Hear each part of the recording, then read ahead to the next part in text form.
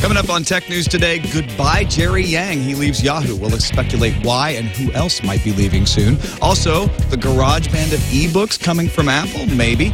And could Samsung buy RIM? Next on Tech News today. Netcasts you love. From people you trust. This is TWiT. Bandwidth for Tech News Today is provided by Cachefly at CACHEFLY.com.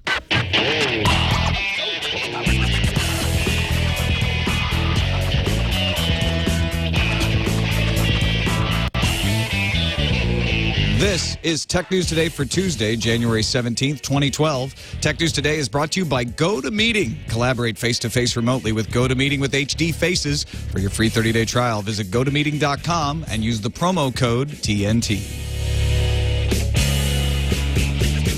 Welcome to Tech News Today. I'm Tom Merritt. I'm Sarah Lane.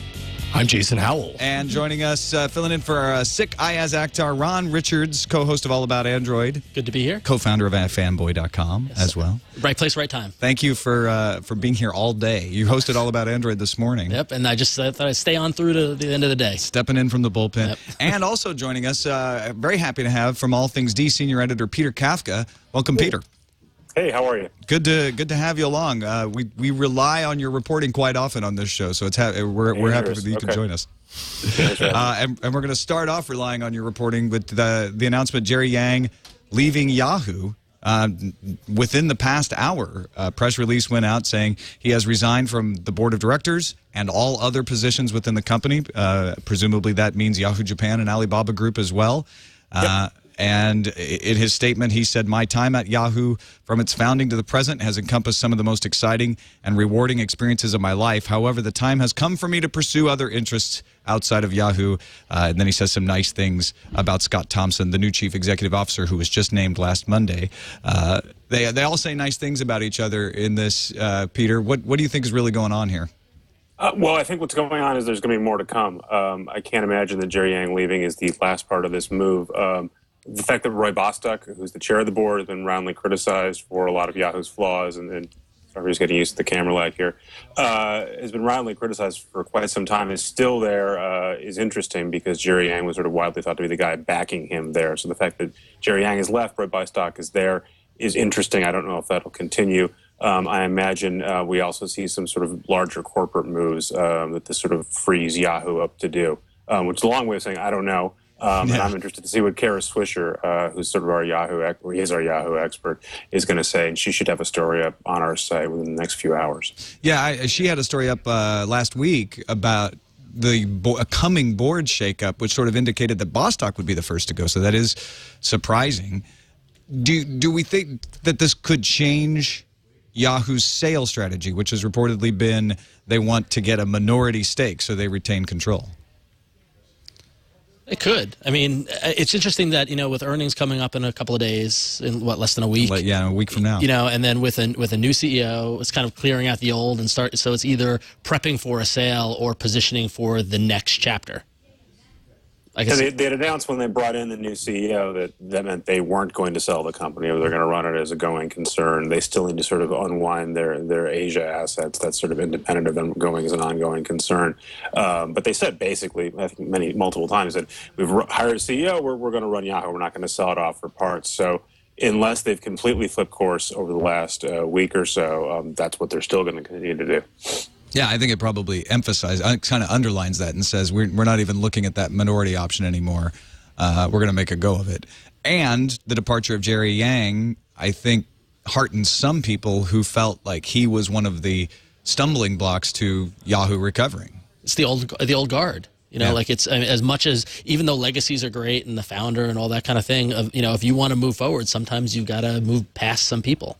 And you don't always want that one person saying, well, but let's do it like this, or back when we did it like this. Like, get all new blood in there. So if he's resigned a board seat, he still has a large block of voting shares. Someone have to look it up. My gut says it's something like 14%, but it's a big, sizable chunk of shares of Yahoo. You could do deals without Jerry Yang approving them, but he could certainly help block them, especially if he works in conjunction with David Vilo and other big shareholders. Yeah, and from the read of the press release, it's always like reading tea leaves. I don't see any minefields in there that make it look particularly like it was not amicable, but it is pretty sudden, don't you think? Well, how amicable? I mean, I've never read a leaving thing that sounded like, ooh, there's drama there. You know what I mean? Well, like Carol Barnes. Well, yeah, true. Yeah, that's true. That is a good point. There is one. They do have a history of that, so maybe. Yeah, I don't know how you can't really. I mean, I think it's gonna be interesting to see what happens on the earnings call and see what kind of questions they get and what kind of comes out of that. I think that's I think you're absolutely right that this there's got to be more to come. Yeah, and there's definitely more to this. Yeah, we'll look forward to Kara Swisher's post at All Things D as well.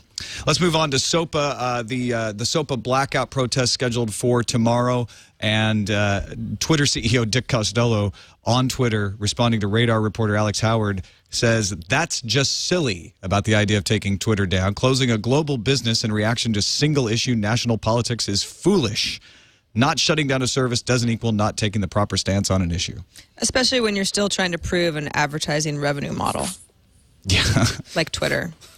I mean, they're not the only ones, but I understand where he's coming from. And definitely not as much flexibility as, say, a Wikipedia, where Jimmy Wales is saying that they're going to go down for 24 hours. Reddit's only going down for 12 hours. Wikipedia is just going to go offline for 24 hours.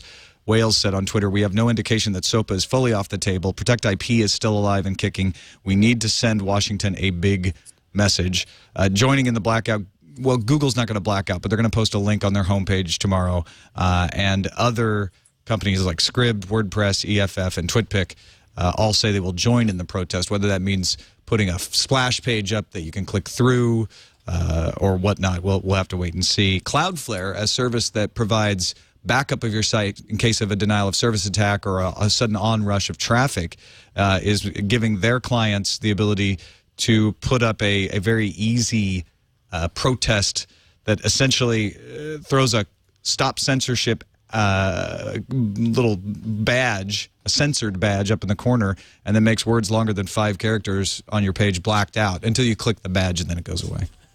See, and that's I mean, the thing is, I'm not surprised at Twitter's response, and I'm not surprised at what Wikipedia is doing. I mean, Wikipedia has fought for net rights and things like that before, and so like that makes sense. But taking down Twitter completely was preposterous. I think doing what Google's doing, what other sites are doing, by putting up some sort of message and posting some sort of opposition, that's the elegant way. Education versus denial. But for some reason, let's be clear, Wikipedia is going to work internationally, and I just read in the Journal actually this afternoon, so I'm assuming it's true, that if you access Wikipedia on your mobile phone tomorrow or any mobile site, it'll work too. So that a lot of folks won't even know that it's down.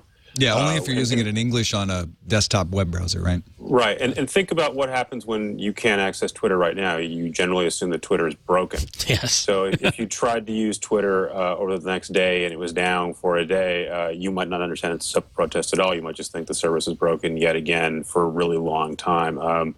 You can argue about commercial imperatives and sensibilities, but I think it also, remember, you often encounter Twitter just via another client. You don't really get to see what they're doing. It's harder for them to sort of throw a flag up somewhere and say, hey, there's a problem. It just doesn't work. So I think it'd be a lot harder for them to do this protest, even if they wanted to. They are quite loud about net rights. They think that's important, and they think they're quite loud about takedown notices, et cetera. So to portray them as sort of craven, I don't think is correct either. Meanwhile, the proponents of SOPA and Protect IP are also being loud. Representative Lamar Smith, who is championing SOPA in the House regarding Wikipedia, says, "It is ironic that a website dedicated to providing information is spreading misinformation about the Stop Online Piracy Act. The bill will not harm Wikipedia, domestic blogs, or social networking sites. This publicity stunt does a disservice to its users by promoting fear instead of facts." And along those same lines, Paul Brigner, the MPAA's tech policy chief, saying that DNS filtering is off the table during a State of the Net conference in Washington. But the MPAA also coming out saying that these blackout protests tomorrow are dangerous and are misinforming the public. So rhetoric, of course, ramping up on both sides, as you would expect.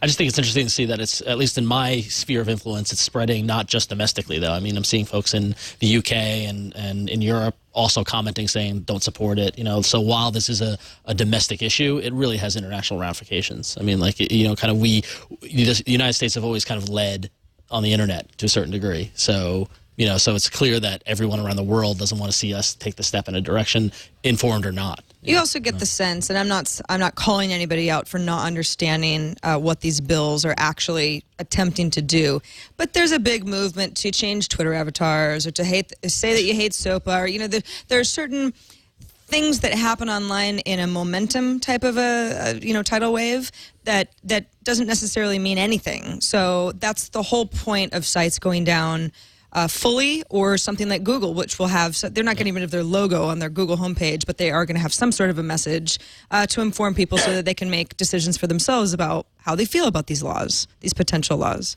Senate Majority Leader Harry Reid said they plan to go ahead with a vote on the Protect IP Act on January 24th. Representative Lamar Smith says that the only reason they're delaying it is because of retreats that congressional representatives are going to.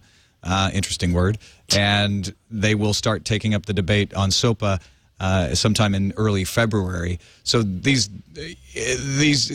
drama of the bill being read in Congress on the day of the blackout has gone away. But the bills certainly haven't gone away. It seems like DNS filtering, while not entirely dead, has been pushed to the back because that was, as we mentioned yesterday, the easiest one for people to criticize. And now it's a more nuanced conversation about due process and whether going after the finances is the right way to go after people.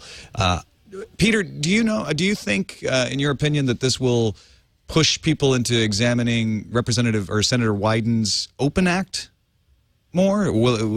I haven't seen anyone really talking about that much more in the wake of it. No, I think it's pretty hard for most people, even fairly technically sophisticated ones, like maybe people watching the show, to get their head around sort of more than one piece of legislation at a time. And the problem is the anti-SOPA people, folks have been very effective at sort of getting the message out that this is a bad bill, that it will break the internet. If you take it a step further, they're talking about DNS filtering. Now DNS filtering has been removed basically by both the bill's authors, and the White House has pretty much said we're not going to sign that. But now you've got a problem, right? Which is, you said, all right, well, it's not going to break the internet.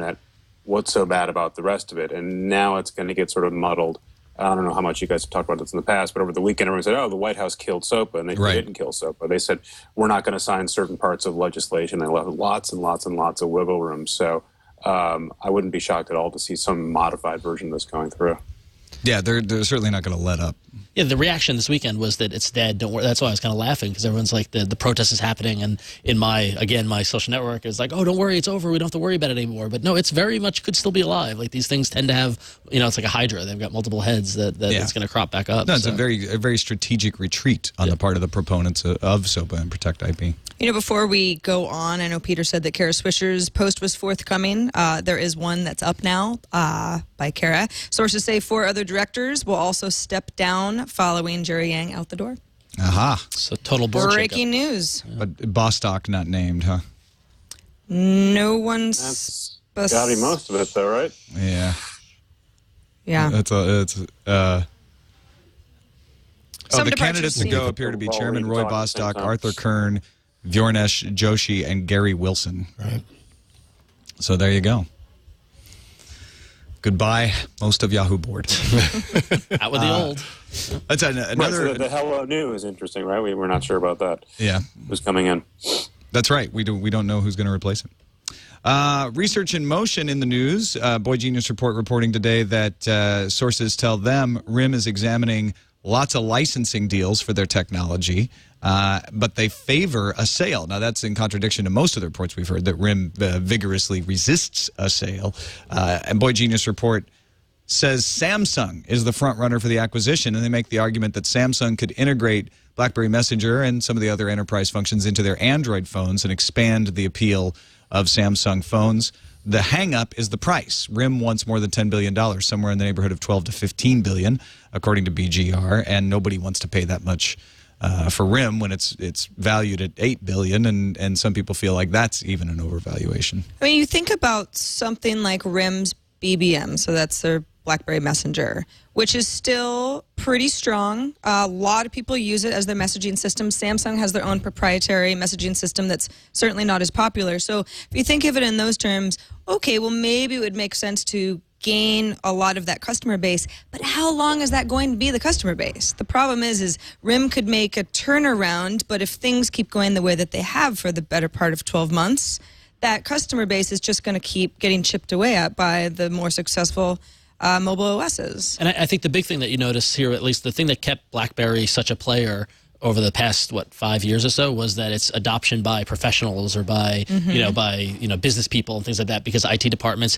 accepted it and were using it. But we've clearly seen over the past year that IT departments are finally letting people use their iPhone or use an Android phone, and that continuing to chip away at that market share. So unless they make some sort of big move, like going with Samsung, who has a firm foothold in the Android place, the whole BlackBerry brand itself could just continue devaluing. I don't think that's out of the question in a year from now, just to kind of be like, oh, remember BBM, remember BlackBerry? Like, that's one of those, it's going to be like the old Razor phone, flip phones and things like that. It's going to be another chapter. Yeah, I mean, just this time last year, Playbook wasn't out yet, kind of seemed like it was going to be great, and then they rushed that product out the door, and it was a real flop, and it made a lot of people think twice about what the heck RIM was thinking and what was going on behind the scenes, because they weren't making good decisions. Yeah, I mean, the value of RIM is clearly the user base. It's clearly the people who are loyal to BlackBerry as a brand.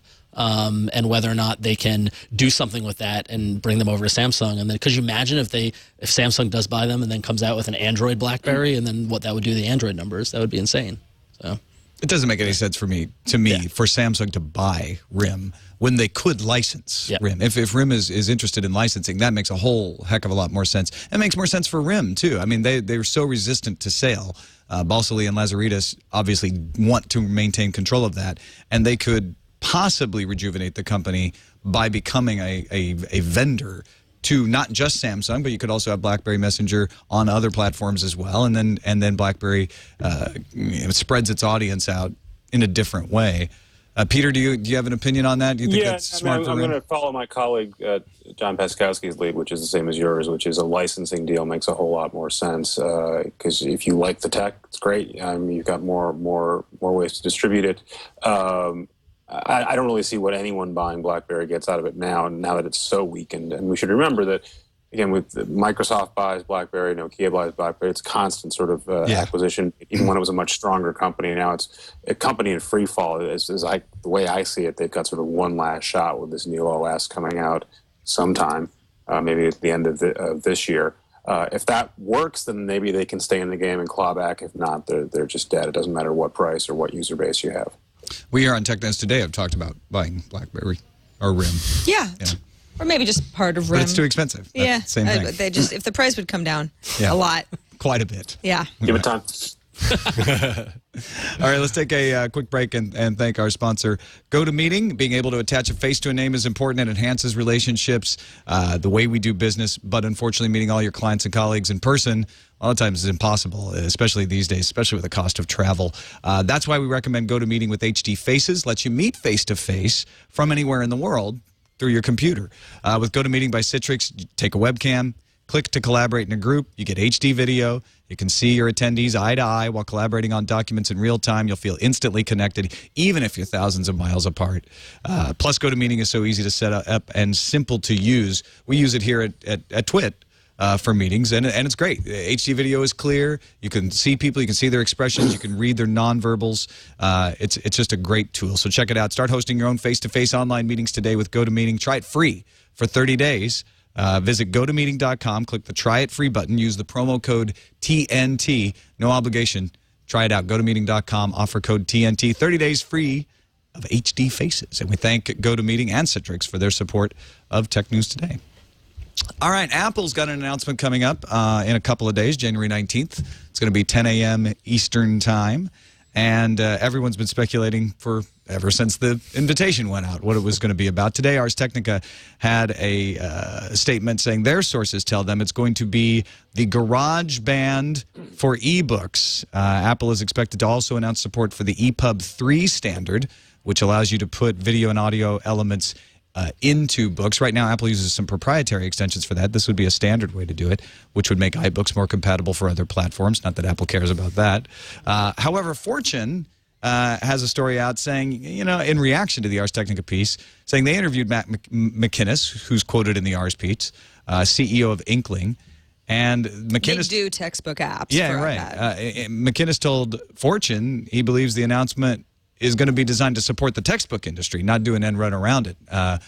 Ron, with Graphically, you're you're involved in this kind of publishing via app, publishing on iOS. What do you make of this? Yeah, I mean, it's not surprising. I too woke up to a bunch of emails this morning going, because essentially what you've got, and for those who don't know, I work for a startup called Graphically, which does digital comics and digital comic books, and we have an app that's in the iOS and Android app stores and that sort of thing. And we've been also looking at this because I think this is interesting, and I definitely think this is what's happening.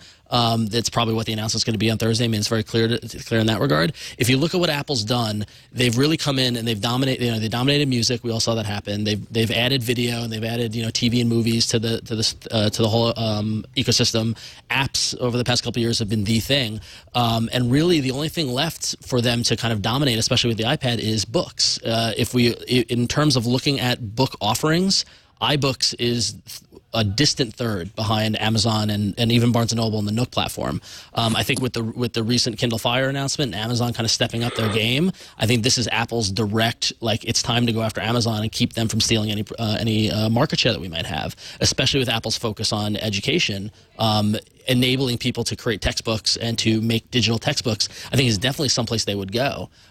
What's interesting about it being the garage band of ebooks is that there's a lot of problems with the EPUB formats. Not problems, but there's no standard. Apple has their own standards, their own kind of modified version. Amazon has their own modified version. Barnes & Noble has their own modified version. And so this will continue that direction, moving away from having any sort of standard because, hopefully it'll stop the direction of going away any other standard and go into some sort of common thing because publishers want to get it on all their platforms without having to do an individual version for each platform. And so hopefully, if this supports audio and video, and if it enables, I know the current version of EPUB that Apple has supports hot links and, and links from within the book and things like that. I think it's a step in the right direction as long as it still embraces standards and if they do truly adopt the EPUB 3 standard. Do you see this as more of just more of that EPUB 3 standard, making it easier for publishers, all kinds of publishers, just to be able to play in the iBook store rather than so much of like compose your own textbook? Because if you think about it that way, it's like you could liken it to GarageBand, but I mean, how many people are composing music in GarageBand and then becoming big hits in iTunes? That's not really how Apple does things. Well, nobody is. But the thing is that you do have small bands that are, doing their album and then going to a service like CD Baby or some other middle person who then helps them get on iTunes and onto other stores. Sure. So this is going to enable that because it will make the barrier to entry much less. As opposed to especially once Apple supported MP3s, any band could then support push MP3s into iTunes while doing it to eMusic or to whoever else. I think it is a step in that direction, but I also think that that's the warm and fuzzy story, is that any publisher can come on board, but really what they're looking at is trying to continue to move publishing away from print into digital, into the next kind of step, which kind of scares a lot of people. So this isn't going to be a revolution in self-publishing. They could spin it that way. Sure. Whether or not that actually happens, I'm not sure. This isn't about tools, right? Because there are plenty of textbook publishers that make their stuff available digitally now. You can get it through services like No and Chegg. Any big publisher could make their stuff available through iBooks right now. They're choosing not to. That's a business dispute. It's not a technical issue. So you can guess that what Apple's trying to suggest here is here's a way that we could get textbooks digitally into people's hands without having to go through the big publishers. We can sort of go around that. That sounds good. The problem is the way that textbooks are bought and sold in this country, both higher ed and in the grade school and high school level, involve enormous amounts of bureaucracy. Very often sort of state boards are signing off on this stuff. So it's not a matter of Billy's teacher wants to assign some kind of chemistry book and can't find it digitally and has to go buy the book. They're usually prescribed as to what they have to buy. In college settings, there are other restraints. So this isn't really, I don't think, a technical issue. This is about a business development issues that often we see in technology. So I think what Apple's going to try to suggest here is there's ways we can offer alternatives to traditional textbooks, and the way that you're seeing this play out other digital places. I mean, online video, I think YouTube's starting to move into this as well without sort of coming out and saying that.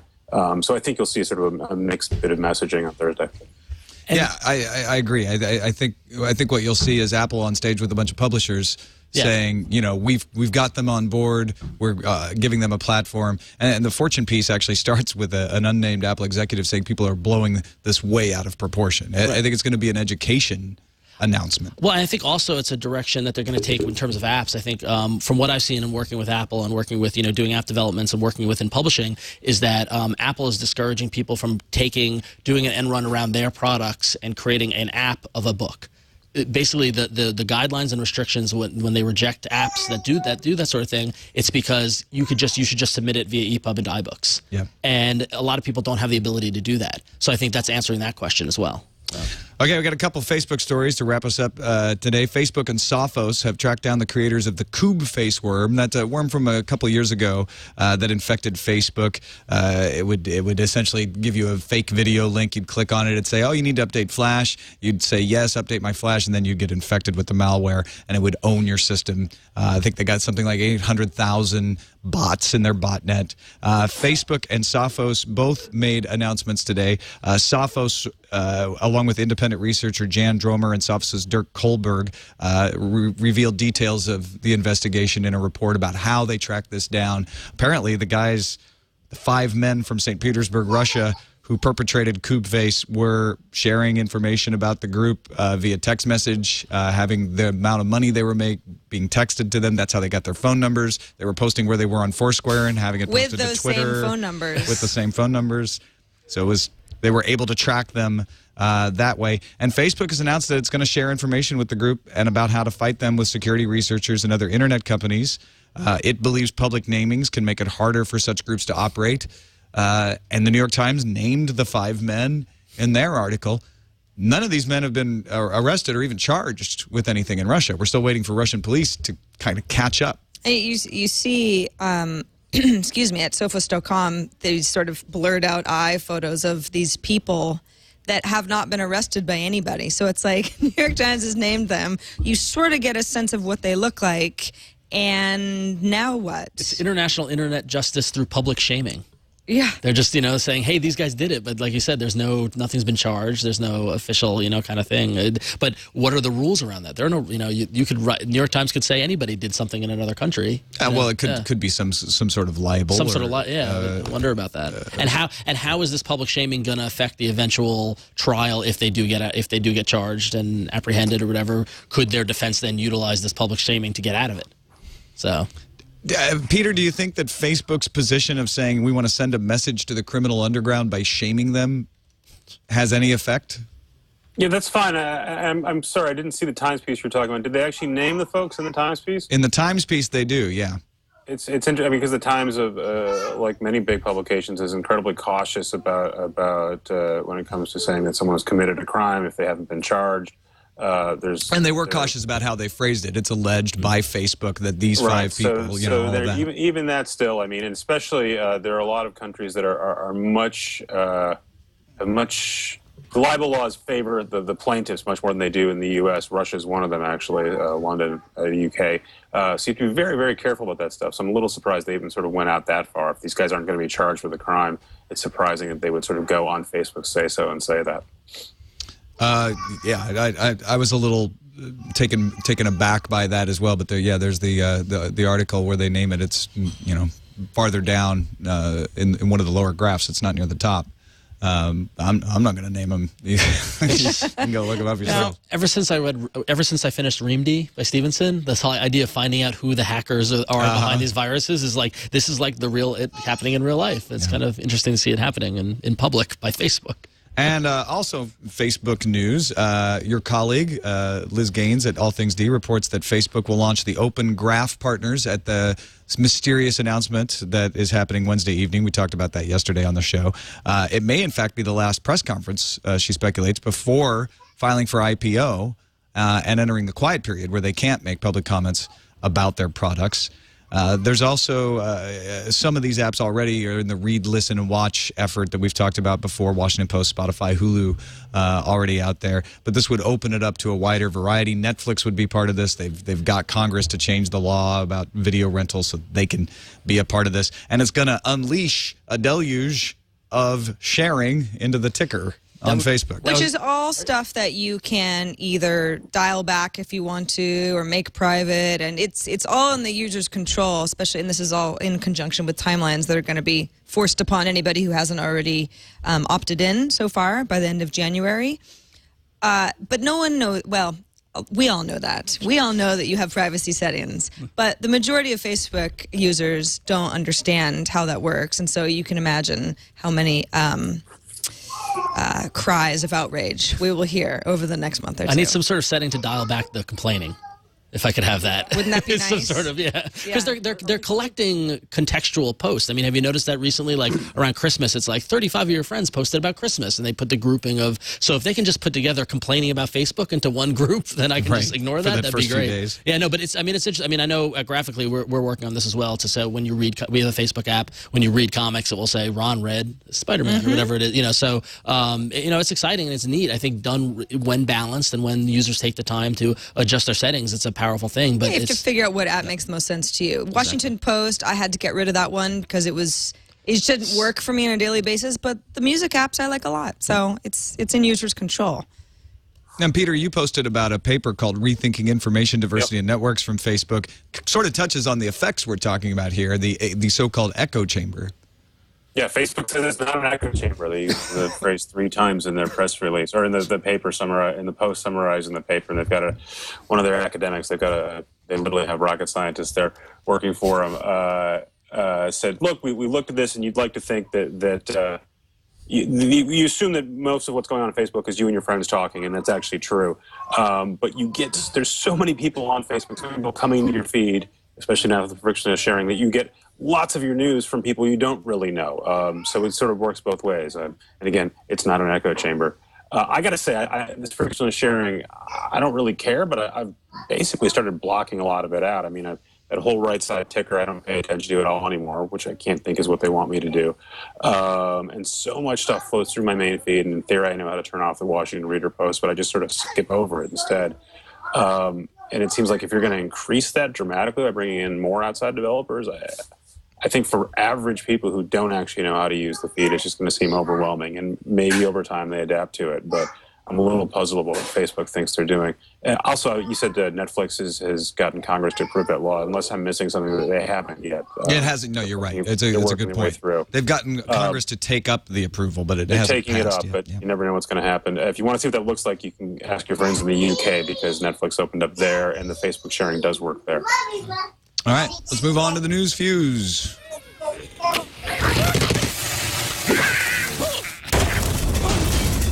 Now, we've heard storage spaces will give Windows 8 more flexible disk space and simpler, powerful storage management. Now the answer to preventing and detecting corruption and assuring that damage to one file does not spread to others is in a new file system called ReFS, stands for Resilient File System. ReFS will still use the NTFS API and handling of caching and security, but the lower-level parts of the driver that dictate how data is laid out on the disk have changed. If you're a consumer, you're not going to get to take advantage of it because it's for servers. Now on to patent wars. Apple has filed suit in Dusseldorf Regional Court against Samsung to ban the sales of Samsung's Galaxy S2 and Galaxy S Plus, along with 8 other smartphones. Meanwhile, Samsung wants details on Apple's deal with Qualcomm.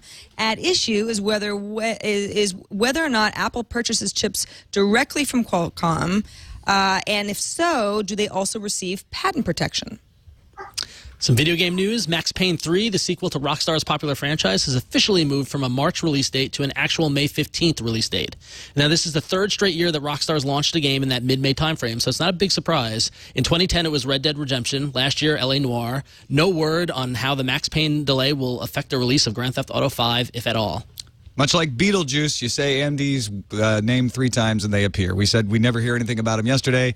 Today, they're in the news. Digitime's reporting that AMD's upcoming Trinity APUs will hit shelves in ultra-thin laptops and run between $100 and $200, less than comparable Intel Ultrabooks. Trademark Intel, by the way. You can't call an AMD laptop an Ultrabook. The lower price isn't historically anything new for AMD, but if performance can keep up, they may crawl back into the game. Ultra-thin laptop just doesn't sound as cool as Ultrabook, but Same idea, I guess. According to a new book by Adam Lashinsky titled Inside Apple, How Apple's Most Admired and Secretive Company Really Works, Senior Vice President Scott Forstall is next in line to succeed Steve Jobs once the Tim Cook era is over anyway. That would mean he would succeed Tim Cook. Right. Forstall's mobile software division drives nearly 70% of Apple's income. But then again, Tim Cook was awarded enough stock to keep him a CEO until at least 2021, so that era may be far from over. Google OpenStreetMap reps have tracked some serious vandalism, like moved and deleted items and reversed one-way street directions to a Google IP address in India.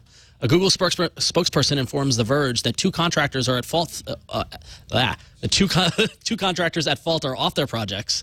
The vandals' IP addresses match those that were discovered last week by Mocality, the Kenyan firm that caught Google Kenya staff in the act of stealing its customers.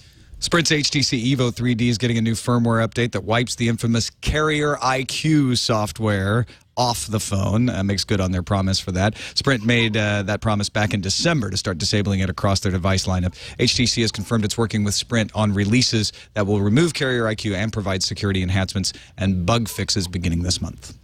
A group of disgruntled Netflix investors has filed a class action lawsuit against the movie rental company for allegedly withholding information. The lawsuit was filed in the U.S. District Court in Northern California by the City of Royal Oak Retirement System on behalf of all investors. The suit claims senior management didn't tell investors that many of its streaming content contracts would soon need to be renegotiated at a much higher cost and accuses executives of selling stock at artificially high prices.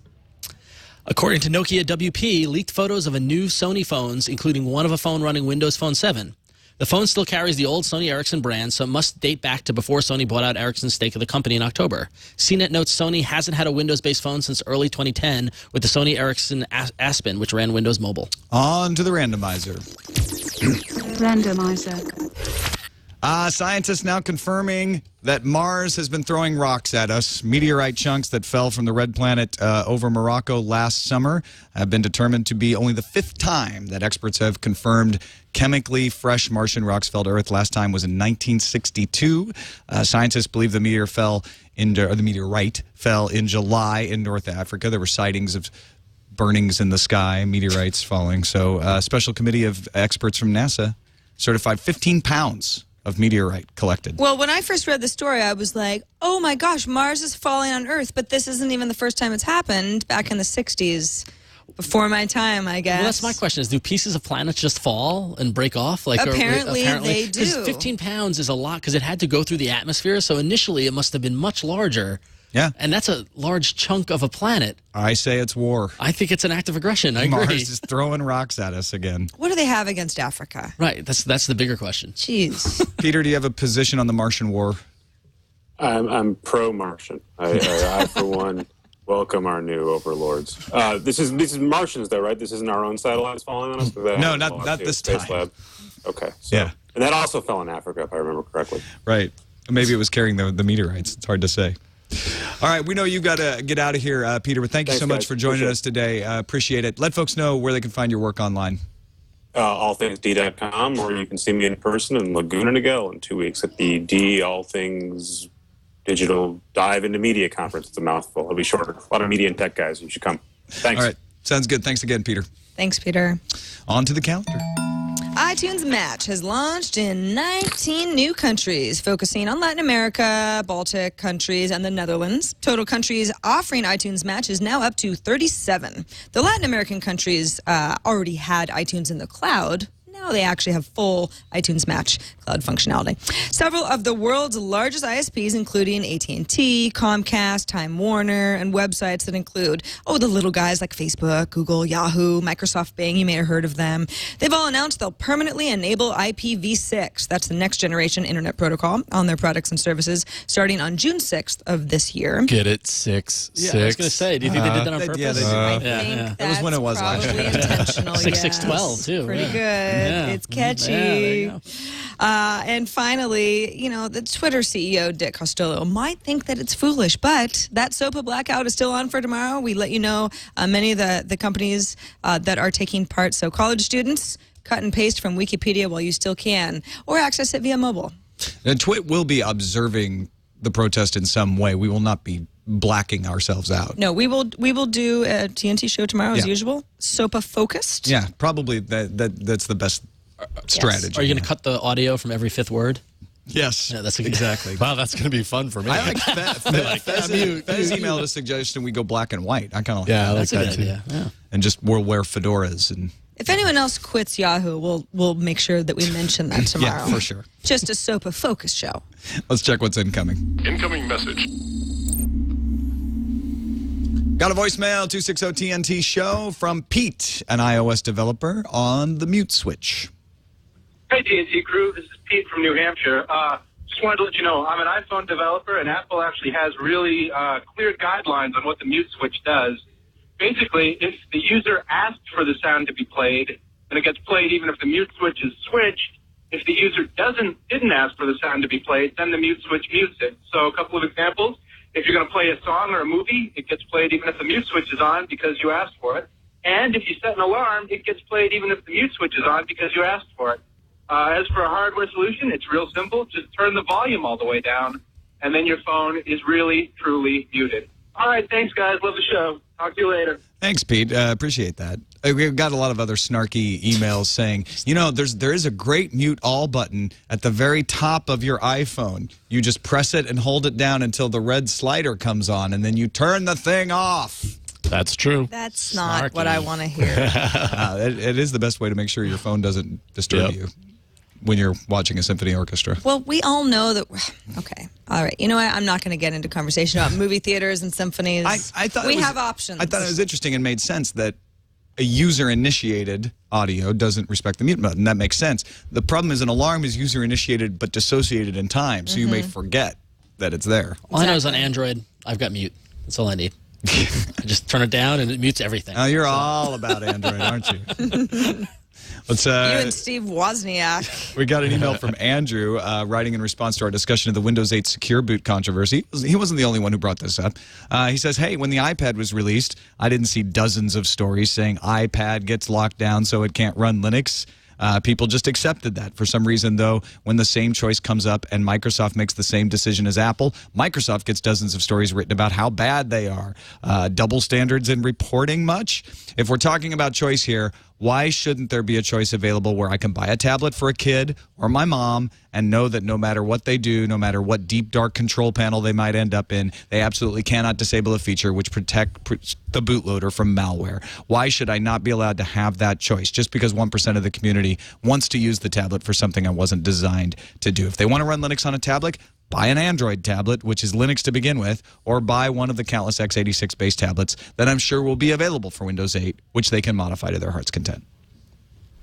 It's a fair question. I think the reason you get people bent out of shape is because when Apple and to be fair, when Apple came out with the iPad, there were people bent out of shape about the fact that the bootloader was locked and that you couldn't modify it easily, and that's why we had the entire jailbreaking system come out for the iPhone. But to play devil's advocate, it wasn't nearly as loud as is whenever something happens with Microsoft. Well, and that's because Microsoft 90% of computers, right? Yeah. So if I can't buy the computer I want and put the operating system I want on it, that is bad. But what Andrew's bringing up is we're talking about tablets here. Yeah. They're not 90% in the tablet world. They're 0% in the tablet world, or, you know, virtually right now. So it's not the same where you're sort of like in the desktop world, you're sort of forced, unless you buy Apple, to buy a product that's going to come pre-installed with Windows, and you have a lot more choices in the tablet world. That's true. I do think that there is at a higher level, I do think there's a certain, I don't know, and maybe it's because I'm not a huge Apple devotee,